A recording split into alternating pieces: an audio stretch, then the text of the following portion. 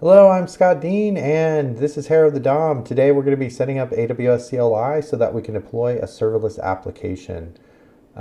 This should require no previous knowledge of anything, and that's why we're starting from scratch.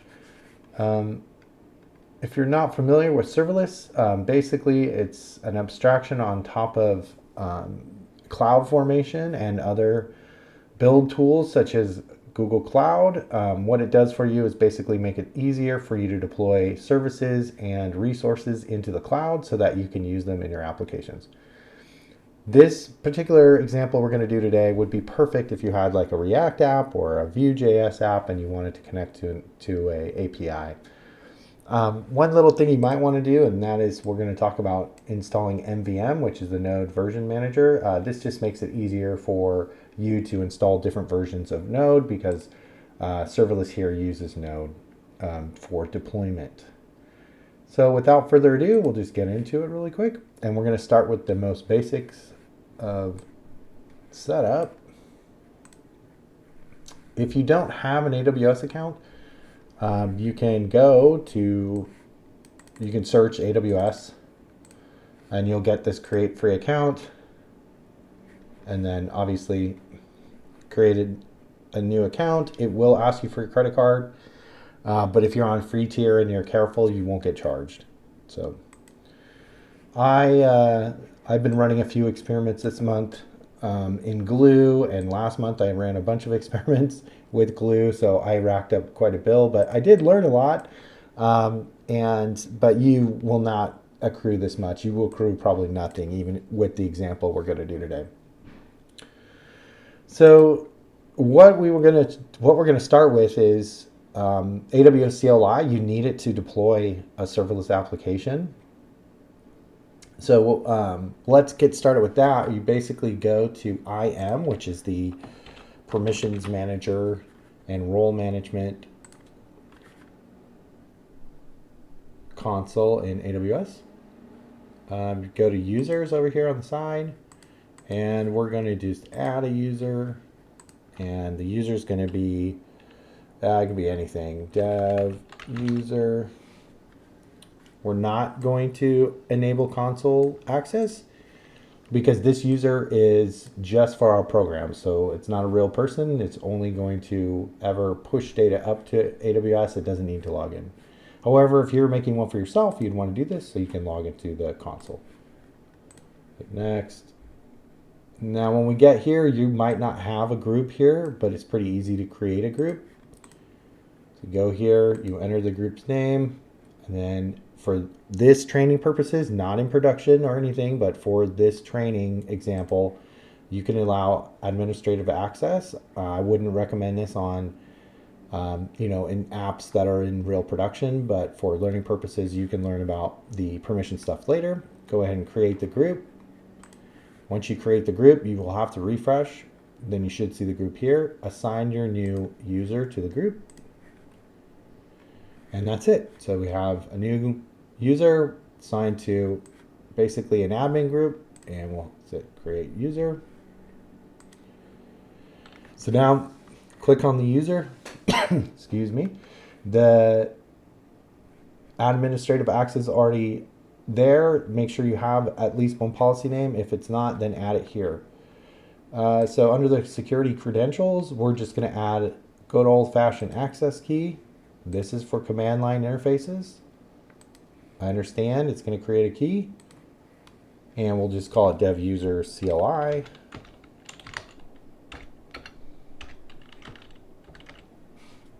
And hit create key.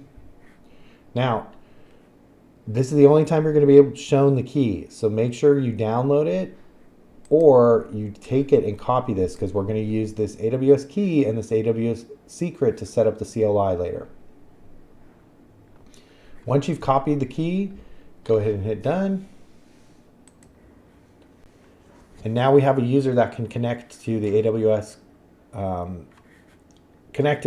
and push resources.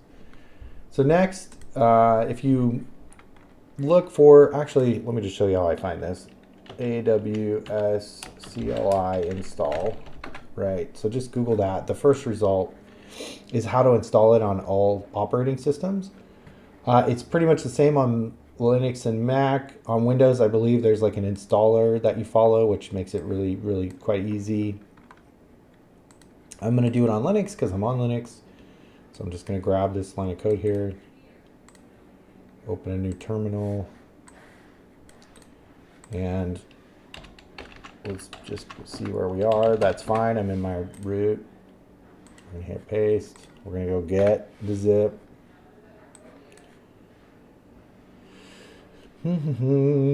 All right, we got the zip. Now we're going to unzip it. AWSC, there we go. Unzip that thing. Now you should have a directory called AWS, which I do right there. Now we're going to install with the little shell script that's in there, aws.install. I already have it. Yours is going to show some installation stuff, but I already have it installed. And then after it's installed, you may want to either source your shell or just close and make a new window, because then you should be able to have AWS command on your terminal. So once you have the command, the first thing you got to do is AWS configure. And then remember that key we just downloaded, put it here, make sure there's no mistakes in it, hit enter, go get the secret key, do the same thing. Now, depending on which region you're in, make sure you put the correct region. It's really easy to find regions in AWS. Sys AWS region names. Let's see. Oh, AWS never makes it easy. Okay, so make sure you put this name and not the like logical name, like the actual name with no spaces in it. And they have different data. They have different nodes all over the world, so you can probably find one that's close to you. Go ahead and put that in, US West 2, that's for the West Coast by Oregon, and then JSON is fine. And then now you have CLI set up. So what do you do with it? So basically, if we go back to AWS, okay, so we go back to AWS here, and we have the CLI installed now, so we can look at all the resources that AWS has available. Let's do something quite basic, which is S3, the simple storage solution, which is basically cloud storage, where you can put all kinds of stuff. You can deploy, you can deploy databases here with Hoodie or Athena or Delta Lake. Like, you can put images. You can deploy full static websites here or single page apps. There's a lot you can do with the storage. So in here I have a bunch of buckets, what they call buckets, which are just kind of like pseudo folders in the cloud. I'm going to go into my personal bucket that I mess around with. I have some, some media up here and things like that. And so you can see if we go into backgrounds, I don't even know what this is, but there's some images I had probably for a project or web application I made. So we can actually look at these through the CLI, and this is what the CLI is for. So we'll say AWS S3, and we'll do a list. So now we'll get all the same buckets here, and then we can obviously go deeper. S3, I believe this bucket's just my name, Scott Clean, and then do that. Yeah, and then we can even copy stuff. So I'll copy down this HTML page. Say my kid made this one, KELLEN.html, and we'll just put it on the local drive. I'll say copy. So now that we have this AWS CLI installed, we can actually start pushing applications up to the cloud. The easiest way to do that, especially for new beginners, is using the Serverless Framework. Like I said before, it's an abstraction over CloudFormation, which is it's glorified JSON that basically builds resources in the AWS cloud. So their website is awesome. They have a ton of So they just have a ton of getting started and example documents on their site. So definitely go check that out. I actually prefer to use, if you go to GitHub Serverless Examples, they have pretty much kind of every starter project you'd probably ever want to build with serverless. So it's quite easy to learn that way, especially if say your boss is like, hey, we need an API and I want it to be, in Ruby for some reason. You want it in Ruby because the developers are, you could go here and say, oh, okay, no problem. I can make a Ruby API. So in order to mess around with this stuff, let's just go get all these examples. So we'll just copy this. We'll open a terminal. And let's see, let's go into apps. We'll make a new folder. So we'll say make dir, and we'll just call this SLS, which you'll see SLS abbreviated for serverless a lot. And we'll just call it examples. All right. And then we'll do get clone. And we'll throw the examples in there. Okay, cool. So now if we go into that new thing, we'll have all of these. Oh, I didn't go in there, that's why. CD, where did I put it? Examples, my bad. There we go. All right, so you can see here there's just a ton of all the examples up there. We'll do a Python REST API, which is, I think, is the same as this, but whatever. So let's just get that, and we'll go into this directory. So cd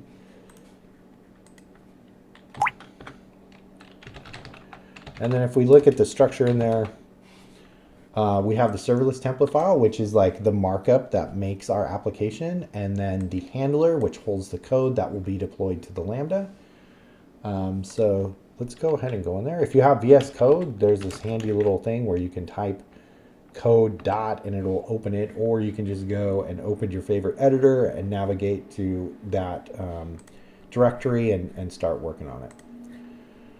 So the anatomy of the serverless file, you can have resources. We'll get into that later. We're just starting very simple right now. Right here, you can see the function.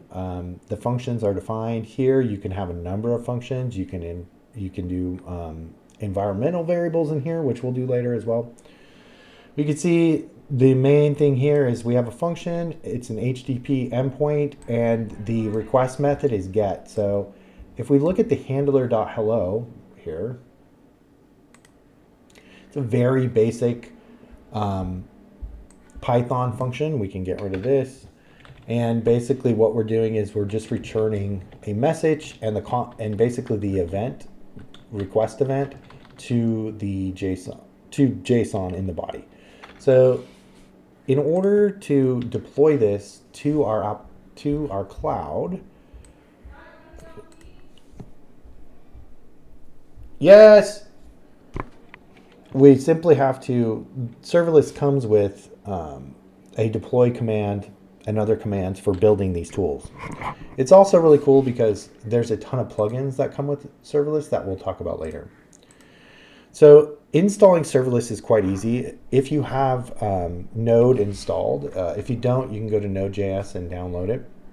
Or as I was saying before, you may want to go and install MVM.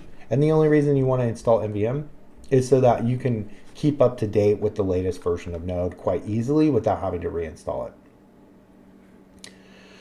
Just an example of that is once you get MVM installed, you can say MVM use and then -- long-term support. Now I'm using long-term support. To install different versions, you can say install, I already have it, long-term support. And this is quite the easiest way to keep your system up to date with Node. So you might want to think about taking a quick detour, going to MVM and getting that for your system just to make it easier for you in the future. So once you have MVM, you can go to your terminal or you can go back to your IDE in the terminal and basically type npm install -g for global serverless. So once you install that, it might take a minute.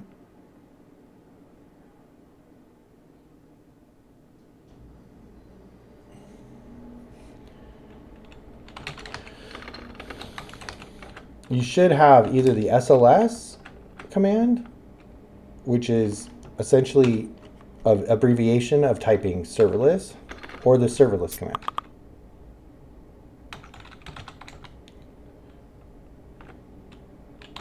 Oops. There we go. So that's it. So now we have that command installed. First off, we can look at this thing being what it's going to do. So we can say SLS, oops, we can say SLS print, and it's actually just going to print what it's going to make. So you can see here, it's going to print this. One thing you might want to change just in this little quick demo is the region. And we'll just set it to US East 1.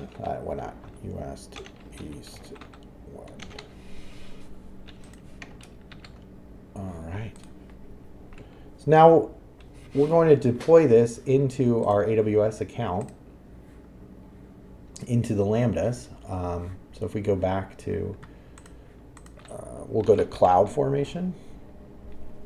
A lot of cloud stuff in here. Cloud Form. There we go.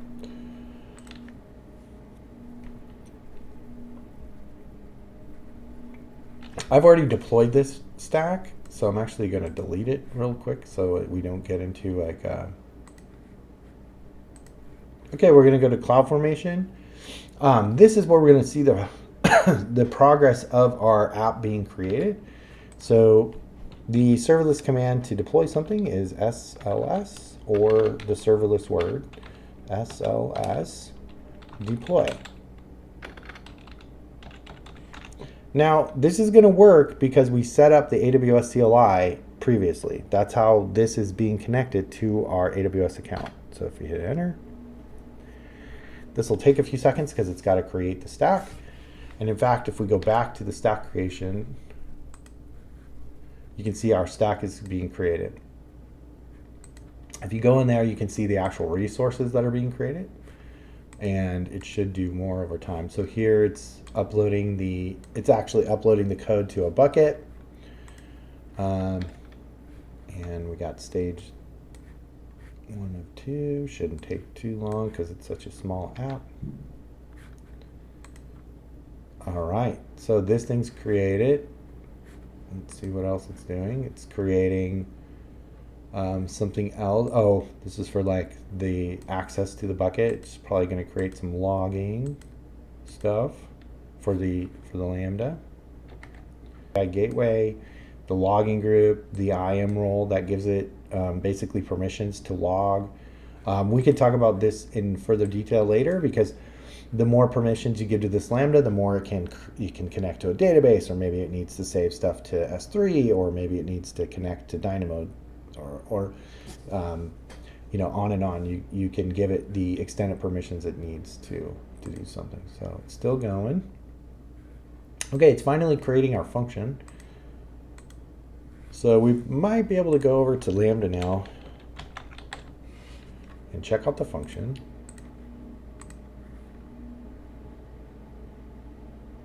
And it'll have the word REST in it, right? REST API. Here it is. Hello world. And now we can actually see the function that was deployed. So here's our message, right? And we can monitor it. Like, you can see how many times it either failed or succeeded, or how many times it was invoked. The average duration of the response time, all kinds of stuff. So if you have like a really high traffic API, you do come here a lot in production, and you make sure that these things are working and that they're tuned correctly, and you know, you've sized them correctly and all that jazz. So this really helps. I mean, for this toy example, it's, you know, it's not really that big a deal, but it does help. All right. So now our API is deployed. So if we hit this endpoint, And we go here. All right, we get the hello world, and then we get the request context out here. So you can see just how much information is in the request context. This is where the get parameters would be, the body parameters, other context about your request and the response object would be in here. So you use this object a lot to get parameters or cookies or whatever you need from the request to the referrer. So the headers, obviously. So if we want to update it, we'll make it much simpler. So we'll say hello world, and we're going to get rid of the event. Don't need to see all that. And we'll just do the same thing. We'll deploy it again.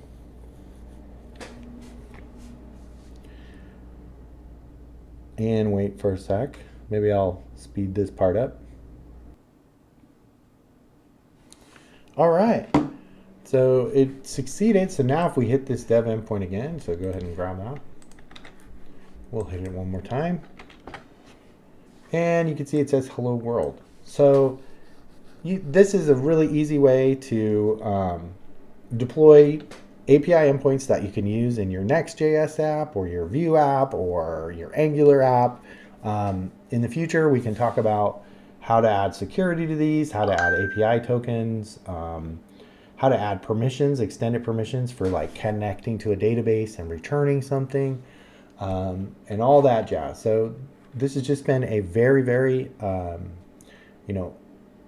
first steps into serverless, but I hope you learned something important. Before we go, you don't want to rack up any cost in AWS, so you want to be able to remove that. In order to remove your functions, you do SLS remove. Now this is going to go through and remove the objects from the stack that we just deployed, and then you basically are cleaning up after yourself. So now it's removing. Here is the actual cloud formation that this YAML file produced for us. And so you can kind of see, like, the actual cloud formation would be a nightmare to type out because you have to have all these different references and all that jazz. But in the serverless, it's just very concise, very simple to use. So now it's been removed, so we will accrue any charges, and that API is now dead. So if we were to go to the API endpoint now, I don't know if I have it. Yes, I do. Yeah, so there's nothing there. We got absolutely nothing. So that's it. So I hope you enjoyed this video. I'm going to expand on this video and start making them more. We're going to dive deeper and get more and more complicated. And then hopefully you enjoy this series, and I'll continue to make them. Thank you very much. I'll talk to you later. Bye.